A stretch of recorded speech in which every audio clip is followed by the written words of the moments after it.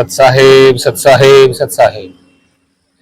तो भक्तजनों, प्रेमियों, आप सभी मानव जाति को मेरा कोटि कोटि प्रणाम।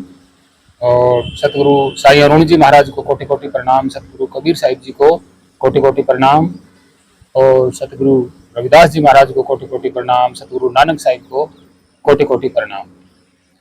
और प्रथम गुरु इस अखंड भारत के भगवान बुद्ध को मेरा कोटि कोटि प्रणाम। नमो बुद्धाय। जय भारत माता, जय पृथ्वी माता। और वंदे मातरम। तो भक्तजनों, प्रेमियों, आज जो मैं बात करूंगा वो कुछ ऐसी बातें करेंगे जिससे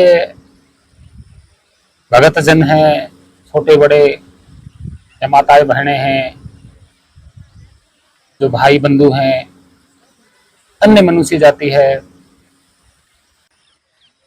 वो सारी की सारी नाम के चक्कर में फंसी हुई है कि आखिर वो नाम है क्या। देखिए भक्तजनों, प्रेमियों, जो नाम होता है,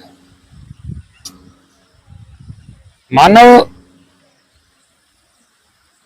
को चाहे भाषा लिखनी आती हो या ना आती हो, चाहे पढ़नी आती हो भाषा या ना पढ़नी आती हो, मानव बोलता तो है मुख से, लेकिन जो बोला गया मनुष्य का कोई भी शब्द है किसी भी भाषा का, वो शब्द वस्तु को देख करके बोला जाता है। वस्तु को देख करके, जैसे ये वस्तु है, आप देख रहे हैं डब्बा है, तो आप इसको पैकिंग डब्बा भी कह सकते हैं, ज्यादातर ये डब्बा ही चलता है। अब ये वस्तु को देखा तभी तो नाम रखा ना, और पहले बनी वस्तु फिर इसका नाम रखा गया। ठीक इसी तरह जो परमात्मा का नाम है वो रखा नहीं गया, नहीं। और जिन्होंने नाम रखा है तो उन्होंने किस बेस पे रखा है, आप ही खुद ही सोच सकते हैं। भाई अगर देखा होगा तो रखा होगा, लेकिन जिसने भी देखा है उसने नाम रखा है। तो जिसने पहली बार देखा है और जिसने एक नाम रख दिया तो नाम तो वही होना चाहिए ना। आज के युग में पृथ्वी पर उस सर्वव्यापी को न जाने कितने नामों से पुकारते हैं। पृथ्वी पर कितनी भाषाएं होंगी आप आइडिया नहीं लगा सकते, और उसके उतने ही नाम है। इसका मतलब यही हुआ कि किसी ने देखा ही नहीं, और फिर कितनी भाषाएं हैं आप अंदाजा लगा सकते हैं। और जितनी भाषाओं में जितने नाम हैं, क्या उन सभी ने परमात्मा को देखा है? नहीं देखा। अरे देखा होता तो इतनी भाषाओं में पृथ्वी पर उसका नाम है तो कहीं न कहीं कोई न कोई मूर्ति तो बनाता, उसकी तस्वीर बनाता, उसका रंग रूप बनाता, उसका रंग ढंग चाल चलन, उसके स्थान के बारे में भी बताता। तो यहीं पे सच्चाई सामने आ रही है कि किसी ने देखा ही नहीं, नाम तो मन गढ़ंत है। हाँ, ये जरूर हो सकता है कि किसी मनुष्य ने आइडिया लगाया होगा कि जो सिस्टम चल रहा है जरूर इसके पीछे कोई कारण है, और जो भी कारण है उस कारण का ही नाम रख दिया। जिस कारण से चल रहा है सिस्टम उसी कारण का नाम रख दिया। कारण को ढूंढा नहीं, नाम पहले रख दिया। तो क्या है, आज के जमाने में यही सब तो हो रहा है। कारण को ढूंढा नहीं और नाम पे नाम रख दिए। अब परमात्मा का जो नाम है, रियल आदि नाम, सत्य नाम, वो कहाँ है? वो हमेशा बाहर और अंदर, आपके अंदर भी है, वो बाहर भी है, लेकिन वो कोई वस्तु नहीं है जो आप आंखों से देख पाएंगे। वो सर्वव्यापी एक डार्क एनर्जी है, वो एक ऊर्जा है, वो ऊर्जा सब में बह रही है। हर एक चीज में बह रही है, उसी को चेतन कहते हैं, उसी को आत्मा कहते हैं, उसी को परमात्मा कहते हैं, उसी को सर्वव्यापी कहते हैं। वो सर्व है।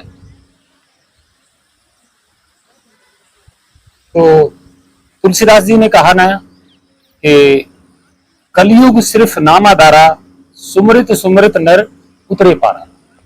इसका ऐसे क्या है भाई, ये तो कह दिया कि कलयुग सिर्फ नामाधारा और सुमृत सुमृत नर उतरे पारा। आखिर वो नाम कौन सा है? वो नाम तो नहीं बताया।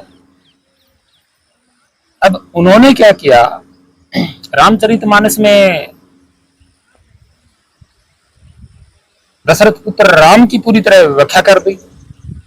अब आप सोच रहे होंगे कि वही राम का नाम होगा जो जपना पड़ेगा, जैसे राम राम राम राम राम। भाई ये जो नाम है ये 1400 ईस्वी से पहले नहीं था, और ये राम एक व्यक्ति का नाम है।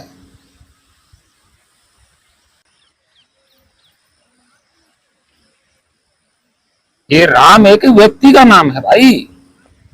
ये राम किसी सर्वव्यापी परमात्मा का नाम थोड़ा ही है। राम राम राम राम वो व्यक्ति है एक अयोध्यावासी, वो सर्वव्यापी कैसे हो सकता है? जितने भी नाम हैं ये शरीरों के नाम हैं, और शरीर कभी सर्वव्यापी नहीं हो सकते। शरीर सर्वव्यापी कभी नहीं हो सकते। आपने तो एक नाम पकड़ लिया, राम या शिव या विष्णु या कृष्ण या राधे राधे। भाई ये शरीरों के नाम कथा में दिए गए हैं। ये जो महाकाव्य रचित कथाएं हैं इनमें जो करैक्टर हैं उनके नाम हैं, और राम भी एक शरीर का नाम है।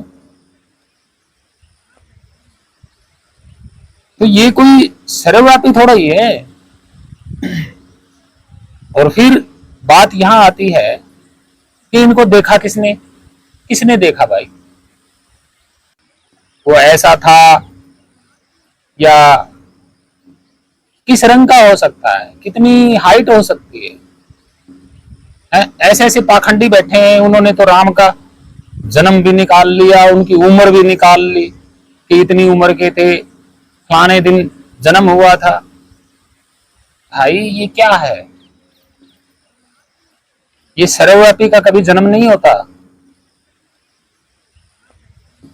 बहुत महान संत हुए हैं जिनका जन्म हुआ है, वो भी इस धरती पे आए हैं, उन्होंने संदेश दिया है, उन्होंने हत्याएं नहीं की, उन्होंने मानव जाति को भेदभाव जाति पाति में नहीं बांटा। और जो सर्वव्यापी है वो तो कभी भेदभाव करेगा ही नहीं। अगर सर्वव्यापी स्वयं यहाँ शरीरधारी बन के आ भी जाएगा तो वो पूरी मानव जाति है, अन्य प्राणी, उनसे भेदभाव क्यों करेगा? जब वो खुद ही एक एनर्जी है, एक ऊर्जा है, एक चेतन है, तो सब में ही बह रहा है। बड़ी जाति वालों में क्या वो अलग से बहेगा? बड़े धर्म वालों में क्या वो मतलब अलग अलग धर्मों में अलग अलग बह रहा है मनुष्य के अंदर? नहीं भाई, ये पाखंड है।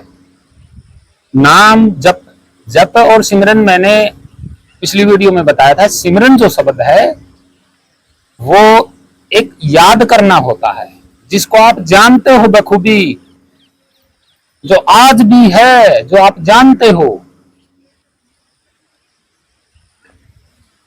उसको याद करना। और उसका कोई नाम नहीं है। ठीक वही चेतन बन के आपके शरीर के अंदर भी दौड़ रहा है। उस डार्क एनर्जी को जानना है, उस ऊर्जा को जानना है, उस सर्वव्यापी चेतन को जानना है। और आप जानो तो आपको पता भी लगेगा कि क्या वाकई में इसका कोई नाम हो सकता है। तो नाम किसने बनाए? मनुष्य ने। अब मनुष्य के बनाए हुए नामों पे क्या आप तसल्ली करोगे, विश्वास करोगे? हम नहीं करते। हम जानते हैं, हमने जाना है, उसका ये नाम है ही नहीं।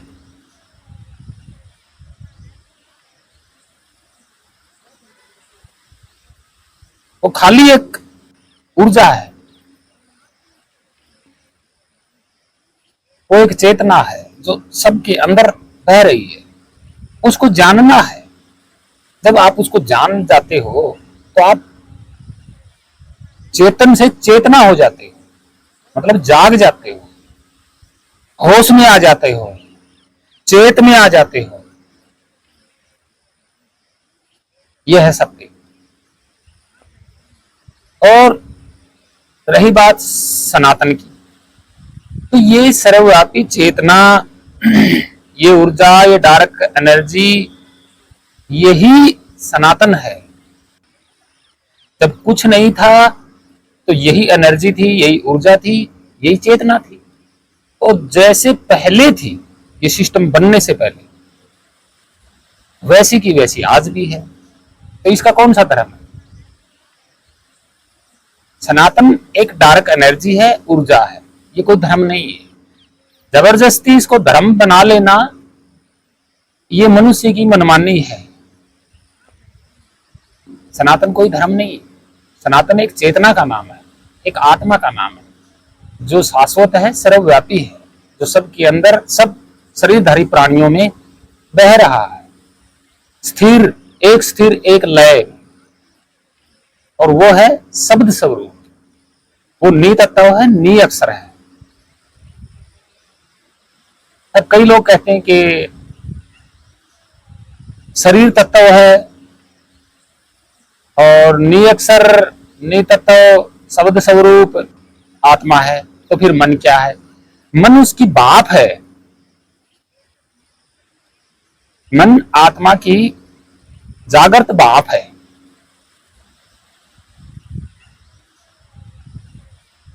बिना शरीर के तो आत्मा भी स्थिर अवस्था में होती है, वो भी कुछ नहीं करती, वो तो कुछ करती ही नहीं है, वो तो जिंदा है। जिसमें भी, जिस नए शरीर में डल गई, उस शरीर को जिंदा कर देना। और वो समय जागृत होना चाहती है किसी शरीर में, तो वो जागृत तो हो जाती है। चेतन जो है वो किसी शरीर में चेतना के रूप में, चेतना मतलब जाग तो जाता है, जागृत तो हो जाता है, चेत तो हो जाता है, लेकिन वो इस बाहर के संसार मायावी में मन फंस जाता है। और मन उसका अहम एक सोर्स है। मन सोर्स है जागृत अवस्था का। और ये मन जागृत अवस्था में शरीर में होता है, तो मन के द्वारा ही ये संसार है। तो मन एक भाप है, जैसे जल, तो जल में उठने वाली भाप, ये भाप है। तो सतगुरु कबीर साहेब यही समझा के गए हैं।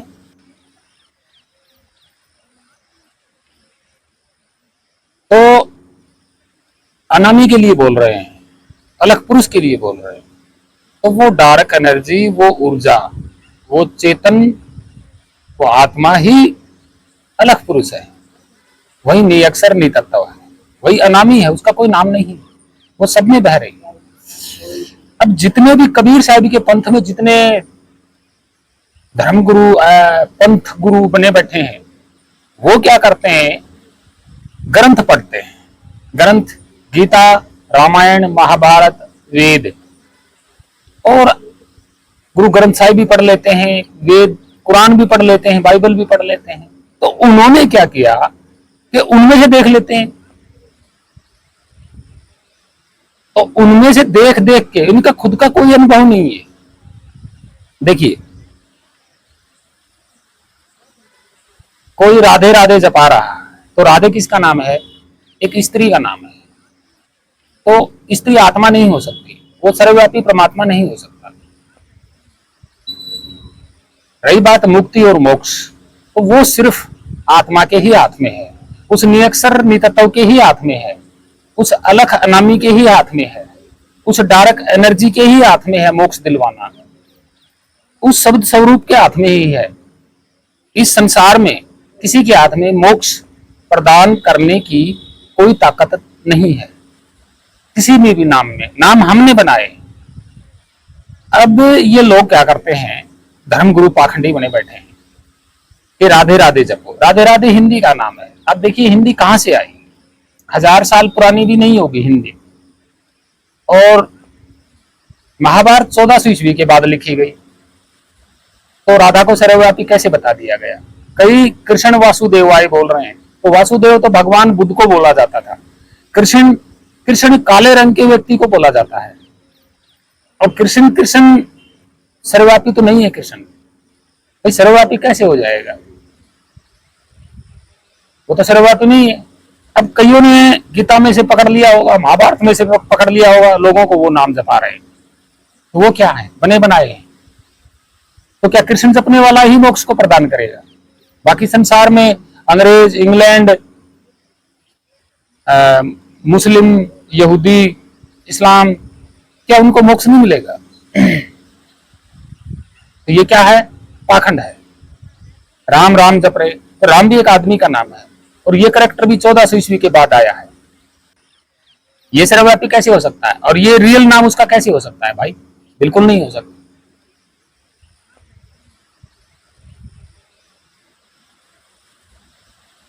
क्योंकि राजेश, सोनू, राजू, दिनेश, रमेश, अभी ये भी तो नाम है। ये नाम नहीं है क्या शरीर की पहचान के लिए? अगर रामायण में राम का कोई और नाम होता, अगर रमेश कर देते या राजू कर देते या राजेश कर देते या कोई दीपक कर देते या कोई और नाम होता, तो लोग वो नाम जपना शुरू कर देते। लक्ष्मण भी एक नाम है, भरत भी एक नाम है। तो इन पाखंडियों ने क्या किया, उस कथा से, रामायण कथा से ही राम का नाम देना शुरू कर दिया। ओम, ओम शब्द तो तिब्बत का है, सबसे पहले तिब्बत में विख्यात हुआ था ओम। हिंदू धर्म का ओम है ही नहीं, ना वेदों का है, ना पुराणों का है, ना गीता का है, ना महाभारत का है। ओम अगर गीता में है तो गीता तो 1400 ईस्वी के बाद लिखी गई है, और तिब्बत में दूसरी तीसरी शताब्दी से ओम चला आ रहा है। तो ओम सर्वव्यापी कैसे हो गया? ओम तो एक जैसे बर्तन की टंकार है, ऐसे बर्तन होता है तांबे का, उस पर डंडा मारते टंकार उत्पन्न होती है, वो तो ध्वनि है एक माइंड को शांति प्रदान करने की। वो सर्वव्यापी, वो ओम कोई भगवान का नाम थोड़ा ही है,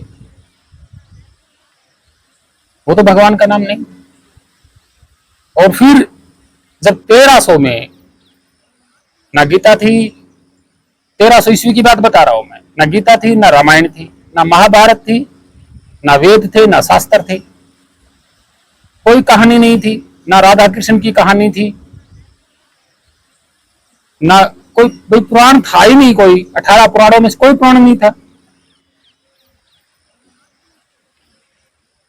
जब बाद में ये आ गए तो सर्वव्यापी कैसे हो गए ये नाम? इनसे मुक्ति कैसे होने लगी? उससे पहले किसी की मुक्ति नहीं हुई।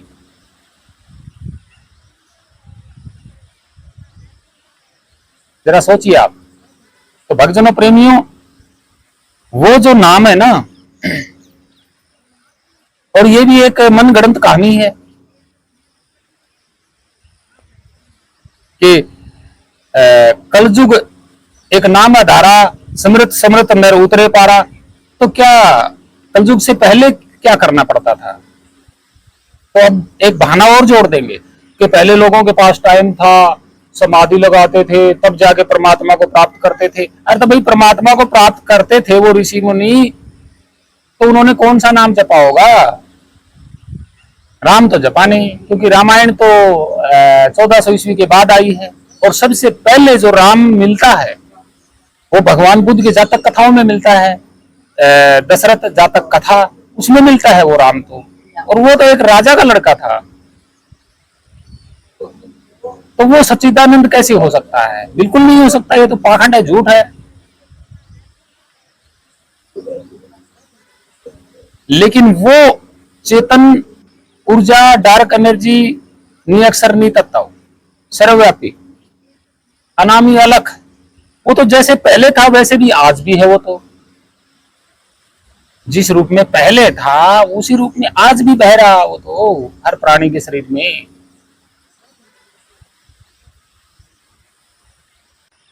तो उसको जानना है, उसको सिमरना है, उसको भजना है। रही बात जाप की, तो जाप आप कर रहे हो। आप किसका जाप कर रहे हो? अपनी ही चेतना का, अपनी ही आत्मा का, अपनी ही ऊर्जा का, अपनी ही एनर्जी का।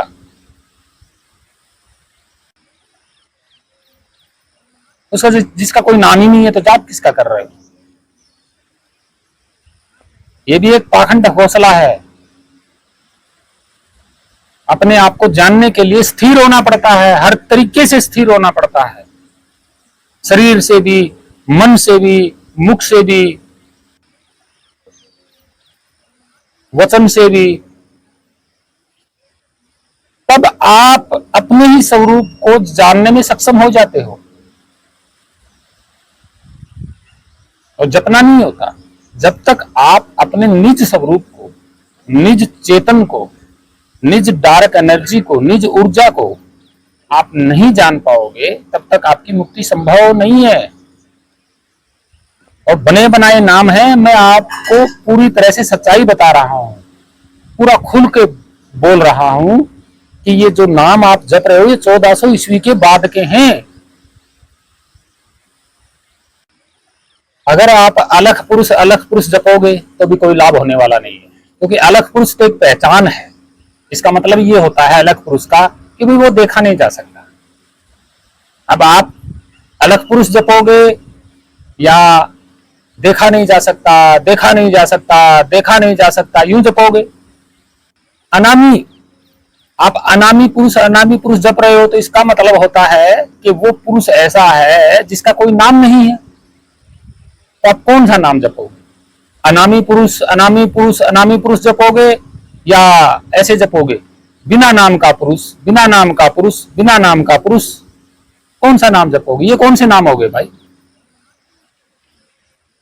अब उसकी एक पहचान और है कि वो है शब्द स्वरूप। तो क्या आप शब्द स्वरूप राम जपोगे? शब्द स्वरूप राम, शब्द स्वरूप राम।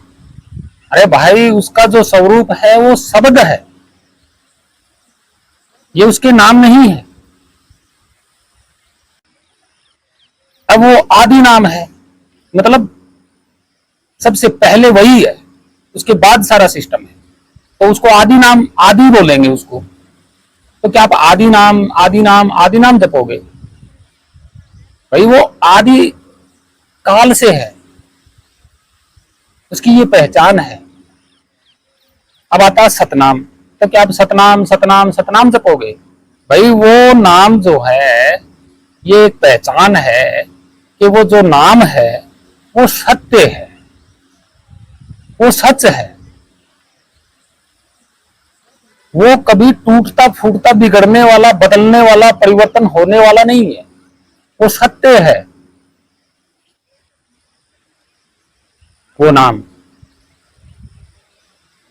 और वो नी अक्षर है, हमारे अक्षरों में हम लिख नहीं पाते उसको, और ना ही जुबान से बोल सकते।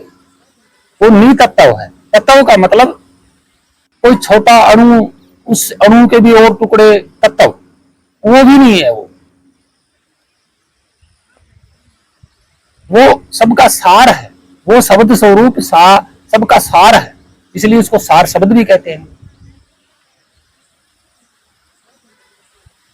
तो आप क्या जपोगे? राम तो उसका नाम नहीं है, ना राजू उसका नाम है, ना दिनेश उसका नाम है, ना रमेश उसका नाम है, ना महेंद्र उसका नाम है, ना राजपाल उसका नाम है, ना रामपाल उसका नाम है, ना रामचंद्र उसका नाम है। उसका कोई नाम है ही नहीं। कौन सा नाम जपोगे आप?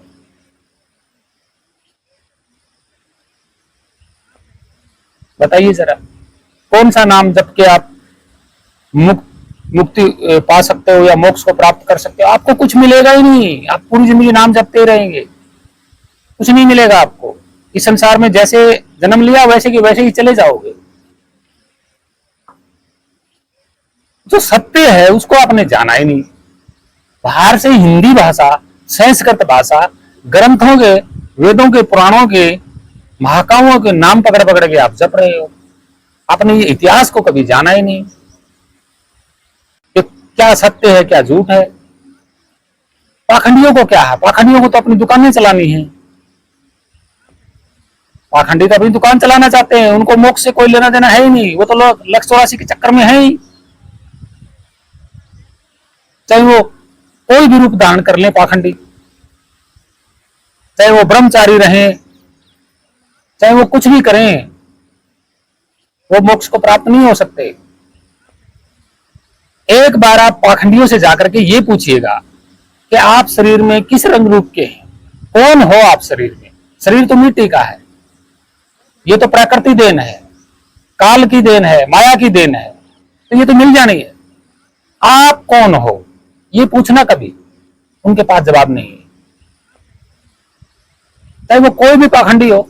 धर्मगुरु आज बहुत सारे बैठे विख्यात हो रहे हैं मीडिया में, लाखों की संख्या में उनके चेले चपटे हैं। वो भी अंधे हो गए उनकी बातों में आकर के। उन्होंने कभी इतिहास को ही नहीं जाना कि किताब का पन्ने का आविष्कार कब हुआ था, कागज का आविष्कार कब हुआ था, स्याही पेन का आविष्कार कब हुआ था, और ये कब लिखे गए, कौन सी ये महाकाव्य है, कहां से लेके आए, ये क्या इतिहास है इनका। अरे भाई, रामायण महाभारत जैसी एक महाकाव्य, वेद जैसे है ना, इनसे तो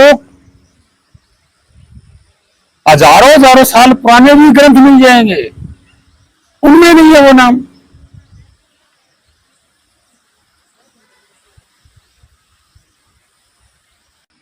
तो आप कैसे जप रहे हो ये नाम? नहीं भाई, हे भक्तजनों, प्रेमियों, हे मानव जाति, पाखंड में मत पड़िएगा। आपकी मुक्ति ऐसे होने वाली नहीं है। आप नाम जप जप के अपना स्वार्थ सिद्ध करना भी चाहते हो।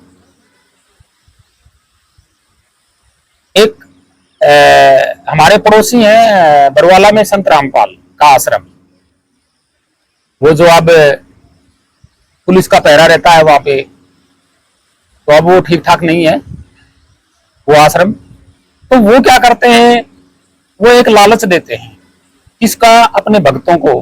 कौन सा लालच? कि आपका शरीर ठीक रहेगा, आपके रोग ठीक हो जाएंगे, आपकी बीमारी ठीक हो जाएगी, आपके घर में धन लाभ होगा, आप खुशी से जिंदगी बिताएंगे।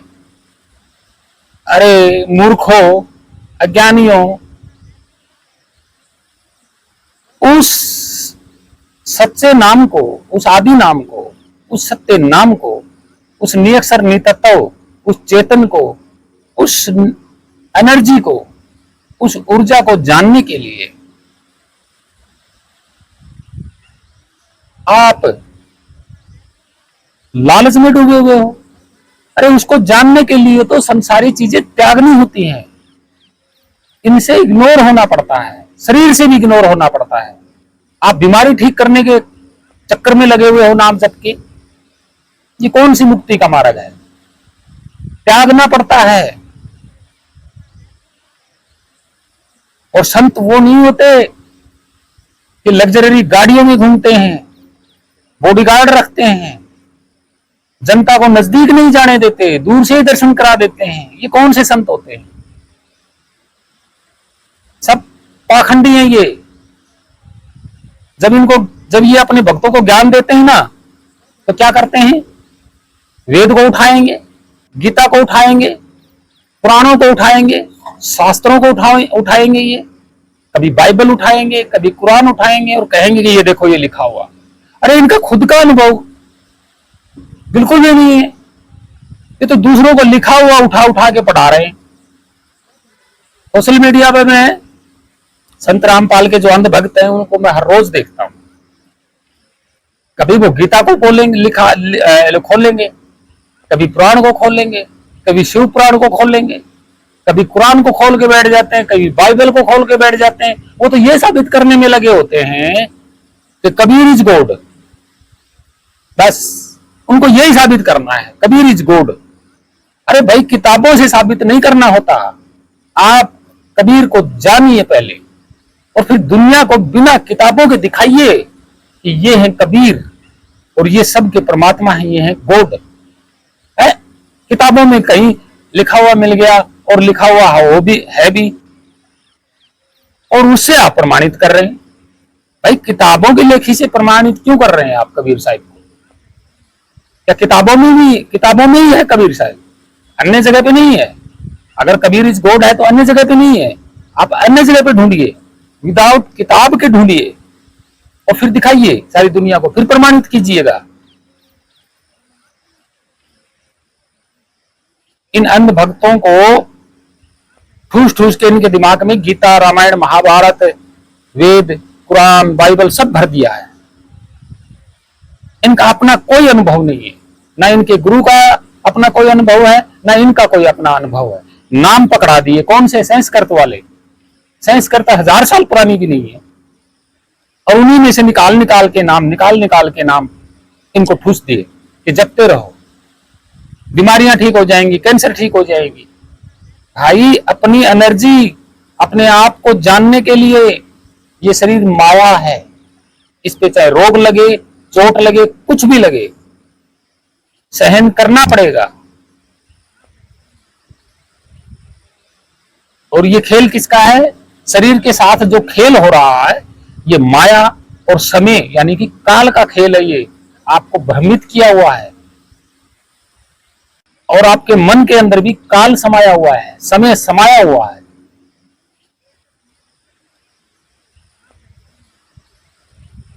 और आपका निज जो स्वरूप है वो चेतन है। आपको जागना है, जागृत होना है। आप सोए हुए हो संसार में और आप नाम जप के अपने शरीर का कल्याण कर रहे हैं। शरीर का कल्याण नहीं, अपना कल्याण। शरीर तो चाहे आप नाम जपेंगे तो भी ये मिटना है, नहीं जपेंगे तो भी ये मिटना है, मिटेगा। लेकिन अपना कल्याण, अपना मतलब शरीर का नहीं, आप शरीर में हो उसका कल्याण, अपना समय का कल्याण करना, वो क्या है? वो है असली मोक्ष। इस संसार में तू श्रेष्ठ प्राणी है, मनुष्य, तुझे अपना कल्याण करना है। और ये पाखंडी लोग धर्म बना बना के मनुष्यों को महाकथाओं, कहानियों, काल्पनिक कहानियों को नाम बाहर निकाल निकाल के उनको दे रहे हैं कि मुक्ति हो जाएगी, आपका कल्याण हो जाएगा। कोई लाभ नहीं होने वाला। समय किसी को नहीं छोड़ता, माया बिल्कुल बिगड़ेगी, बनी है तो बिगड़ेगी, और समय किसी को नहीं बख्शता। इस धरती पे किसी को नहीं बख्शेगा समय, चाहे कोई भी हो। और समय किस पे लागू है? आपके शरीर पे लागू है। समय आपकी हर एक बात को नोटिस करता है। समय आपके चारों ओर हमेशा रहता है, यानी कि काल सर पे रहता है। समय आपके साथ कुछ भी कर सकता है। ये बनावटी नाम जप जप के आप अपने समय को बर्बाद कर रहे हो। ये बनावटी नाम बनाए किसने? हिंदी के अक्षर कहां से आए? किसने शुरू किए लिखने? अरे संस्कृत हिंदी की तो अपने खुद के अक्षर ही नहीं है, अपनी खुद की लिपि नहीं है। और आप हिंदी और संस्कृत के सर्वव्यापी नाम बता रहे हो। इतिहास तो देखो पहले। हे मानव, हे भक्तजनों, पाखंडियों के चक्रों में न पड़ना। यहाँ कोई नाम सत्य नहीं है। खासकर जो 1000 ईस्वी के बाद जो नाम आए हैं वो कोई सत्य नहीं है। वो सिर्फ काल्पनिक मनगढ़ंत कथाओं के नाम है, कोई इतिहास नहीं है उनका। और रियल जो नाम है वो तो आपके अंदर ही है। और वो ना राम है, ना कृष्ण है, ना शिव है, ना ब्रह्मा है, ना अल्लाह है, ना खुदा है। नाम ही नहीं है उसका। आप शरीर में हो, आपको अपना नाम ढूंढना है कि मेरा निज आदि नाम क्या है। और मन आप ही की ही बाप है जो इस शरीर में जागृत हुई हुई है। मन कोई और नहीं है। मन आपकी बाप है। तत्व शरीर है, नितत्व आत्मा, यानी कि आप आत्मा के ही अंश हो। स्वयं एक आत्मा आपके अंदर नहीं है, आप आत्मा के अंश हो। आत्मा सब में, अपने स्वरूप में वो एक ही आत्मा सबके अंदर विद्यमान बह रही है। और आज तो सारे के सारे पाखंडी नामों में आपको उलझा रहे हैं। कोई एक सच्चा संत हो सकता है जो आपको सिर्फ अपना ही, आपका खुद का समय का स्वरूप बताएगा। उसमें ना नाम जपना, ना मंत्र जपना। वो ही सर्वव्यापी है। और किसी भी, अगर नहीं यकीन तो आप किसी भी पाखंडी धर्मगुरु से जाके पूछिएगा कि आप में, आप जो हो शरीर में, तो आपका रंग रूप और रेखा क्या है, आपका रियल नाम क्या है, वो नहीं बता पाएगा। जब वो आप खुद शरीर में रहते हुए अपना नाम नहीं बता सकता, अपना रंग रूप नहीं बता सकता, तो परमात्मा के अंश को कैसे बताएगा भाई वो।